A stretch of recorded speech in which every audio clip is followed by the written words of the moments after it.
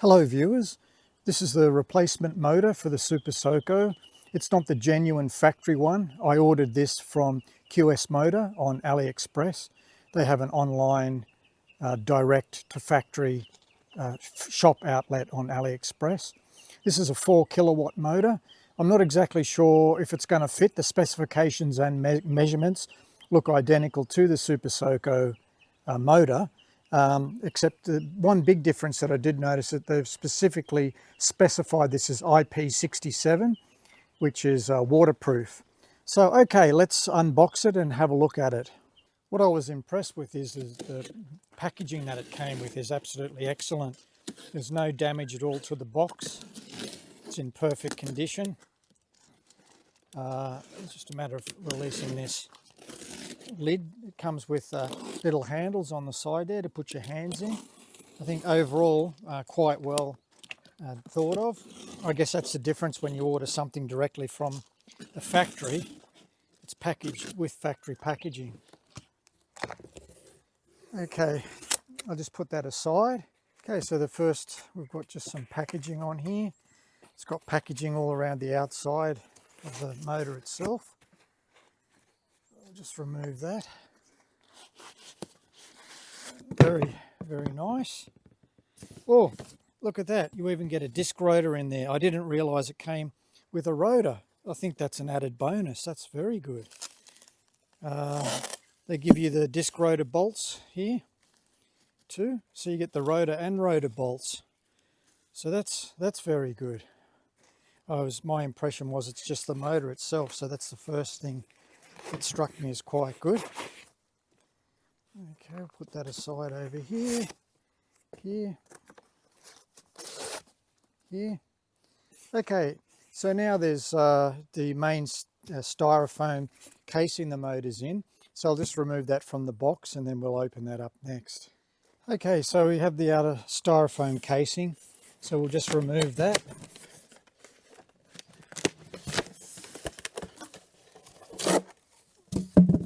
See our QS motors here. The very first thing I notice is that the actual three-phase wiring power cable, it's too short for the Super Soco. The other standard motor is actually longer than this. I don't know what sort of design bike this would go on, but it'd be awfully very small if the controller's only that far away from the rear wheel. Let's have a look at the connectors here. So the connectors here, we have our three-phase wiring, three-phase AC wiring to the controller. And we have our Hall effect sensors here. So there's two connectors. They're both identical. This is a spare, and it has a little connector on there just to keep it waterproof.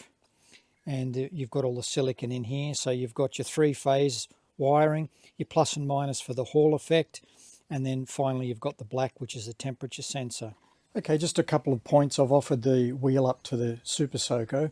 First of all, just for your own reference, the valve is 12mm valve that you need when you're installing the new valve cap in there. The hole size itself is exactly 11mm, so a 12mm valve is what you need for that. And if you get a 90-degree one, they normally come out on this side of the wheel. So we're just going to fit the valve stem in. This is the valve stem I bought for the wheel. So first thing I'm going to do is I just have a bit of silicone spray, and I'm just going to wipe around there, make sure it's clean, and then make sure it's clean on the other side as well. Just use a bit of silicone spray on that. Then on the valve stem, I'll put a little bit of silicone spray on there as well. Just give it a bit of a wipe. That's all nice. So it gets inserted, and the side which is the opposite to the disc rotor on this side is where it comes out. So what I've got here is a drift, and I'm just going to put the drift into the center of here, and then I'm just going to push it in. There we go. It's in and it's seated. Just check it. Yep, that's perfect. And I'll just check it's come out on the other side. Yes, it has. So very simple, easy to put in. So these are the two disc rotors. This is the one that came with the QS motor, and this is the one with the Super Soco. This is a 180, this is a 220. We can't use the 220 with the standard mounting bracket, which is this one. The brake won't fit on here. It'll be somewhere it'll be like this actually, and then your brake disc, brake pads won't fit on there. So you have to use the standard one, which is the 180, and that'll go straight onto this wheel as well. Okay, so these are the various bits and pieces that are on the wheel, and I just want to talk about those. So this comes with a 240 millimeter disc, and the standard Super Soco disc rotor is 180, which I think is far too small given the weight of this motor and the rotational mass of the motor. It's a design flaw, I believe. Anyhow, if you use this disc rotor, which is, there's no problem, you can, which means you can use the standard caliper. The standard caliper requires this bracket, and you would have noticed that when you pull the rear wheel off. The issue is that when you put this on, it's supposed to be a 20 millimeter hole. This side is 20 millimeters, the other side is about 18, I think. So you actually need to drill this hole so it's 20 millimeters right the way through, and that way it'll sit straight onto the disc rotor. Now, I'll just explain that with my other camera here. So if we have a look here, if I try and slip this on, it stops at the thread, so it won't put on any more. This one here I've made for my 240 millimeter disc, and you notice that the hole is definitely bigger, and you can see that it slips all the way on, and you can see that there's virtually no gap there at all. It goes all the way right to the very side of the disc rotor. Okay, and then you actually require a spacer. This is 20 millimeters size, the inner diameter, this spacer, and that slips on, and then you can actually put this on, and that spaces it out correctly so that the disc caliper itself, and in my case for the 230 millimeter disc, will fit onto here. When you do it, when you drill this out to 20 millimeters, this hole here, it'll slip on, and you probably still require a spacer. I'm not too sure, but you may require a spacer. The actual QS motor comes with two spacers, here and here. I found them a little bit too big for my purposes. It slips on there perfectly. It's a 20 millimeter diameter, and it actually fits very nicely. However, it's just a little bit too big, too broad, so it's the spacing of the actual caliper mount is too far away from the disc itself. So that's why I bought this extra washer here, so I can remove that and then slip that on, and that spacing should be okay. That way I'm going to use this that slips in, and then that's going to be mounted up, and then I can put my caliper on, which is not the Super Soco one, it's a different caliper that I've got. And one thing else I'd just like to talk about is these actual brackets, the spacers that come with the Super Soco. They stop the wheel from slipping, and you can use it to tighten up the wheel, and they're a little bit on the small side. First thing that you'll notice is that when you try and slip it on, it doesn't go all the way. It should go over this part here, but it doesn't. This here is a little bit too small. And the ones that come, of course, with the QS motor, they're for the factory ones. They fit perfectly. So when you actually slip it on, it goes on all the way, which is what you want. Okay, so that's fine. You can use these. There's nothing wrong with them. They're perfect. They're exactly like the Super Soco ones.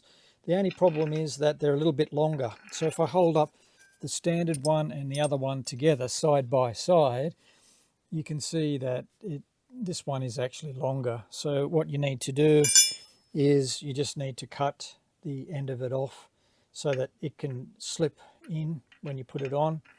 It can actually slip the wheel all the way forward if you want to. You don't have to have it. You don't have to cut them if you don't want to, if you want the wheel right back at the edge, but I like to slip it all the way up, and if that's the case, then you just need to take that off, and it then becomes the same size as the original Super Soco one.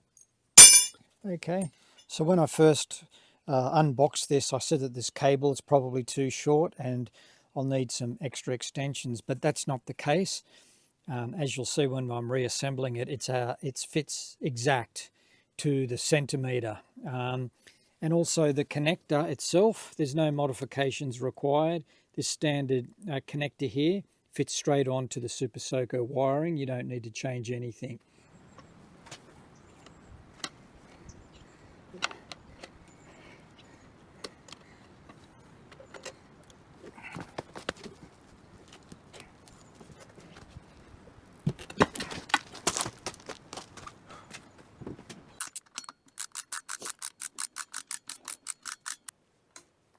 One,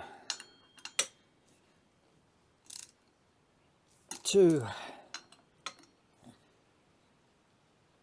three. Okay, that's done. Next we'll put on the spacer and then we'll slip on the brake bracket and then put the wheel on. Okay, so first we have the spacer washer. This is the actual washer that I bought. That slips on first. That goes onto there. And then this is my particular bracket. As I showed you before, the Super Soco bracket is different, but this is suitable for a 220mm disc rotor. So that slips on, that goes all the way on. And then we can just offer this up to the bike, and this shaft on the opposite side will slip in. Just make sure, I'll just hold the camera over here. When you put it in, you can see the orange cable coming out. That actually comes from the very bottom. So you rotate the wheel so this orange cable is facing down when you put it on.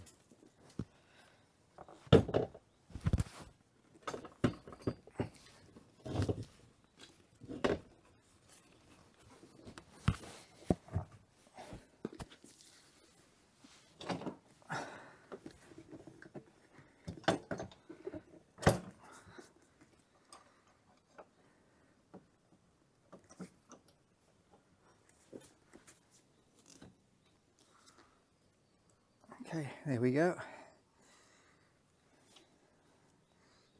It's just slipped on for now. To get your alignment, you can see, I'll just move the camera a little bit closer. To get the alignment, you can see the space between the front swing arm here and the tyre. Just make sure it's the same on both sides.